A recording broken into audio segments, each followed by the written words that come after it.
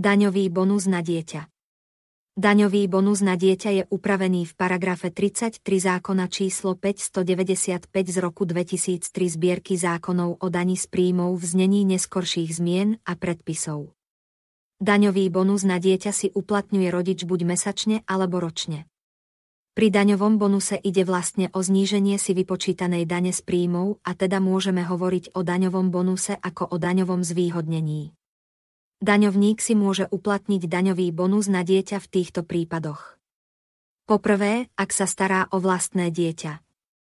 Po druhé, ak sa stará o osvojené dieťa. Po tretie, ak je dieťa prevzaté do starostlivosti nahrádzajúcej starostlivosť rodičov na základe príslušného orgánu. Po štvrté, ak sa stará o dieťa druhého z manželov, ktoré žije s ním v domácnosti a ktoré dieťa sa považuje za nezaopatrené. Medzi základné podmienky pre priznanie daňového bonusu na dieťa patrí: po prvé, starostlivosť o dieťa, ktoré žije s ním v jednej domácnosti. Po druhé, daňový bonus na dieťa si môže uplatniť len jeden daňovník, výnimku tvorí nedávno schválená novela zákona o daní z príjmov, keď je možné spočítavať zárobok druhého z rodičov pre účely získania maximálneho daňového bonusu na dieťa. Po tretie, daňový bonus na dieťa je možné uplatniť od mesiaca narodenia dieťaťa maximálne do dovršenia 25.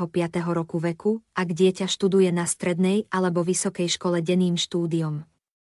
Po štvrté, daňový bonus na dieťa si môže uplatniť aj nerezident, teda občan s obmedzenou daňovou povinnosťou, a to za podmienky, že úhrn jeho zdaniteľných príjmov na území Slovenskej republiky tvorí viac ako 90% všetkých jeho príjmov. Výška daňového bonusu na dieťa závisí od veku dieťaťa, ale aj od príjmu daňovníka. Poznáme dve kategórie daňových bonusov, a to do 18 rokov a nad 18 rokov. Maximálny daňový bonus na dieťa do 18 rokov je 140 eur. Maximálny daňový bonus na dieťa nad 18 rokov je 50 eur. Výška daňového bonusu bude závisieť nielen od veku dieťaťa, ale aj od príjmu daňovníka, jeho čiastkového základu dane. Ak pre získanie maximálneho daňového bonusu na dieťa nebude stačiť základ dane, čiastkový základ dane, oprávneného daňovníka, môže sčítavať svoj základ dane, čiastkový základ dane, so základom dane, čiastkovým základom dane, druhej oprávnenej osoby.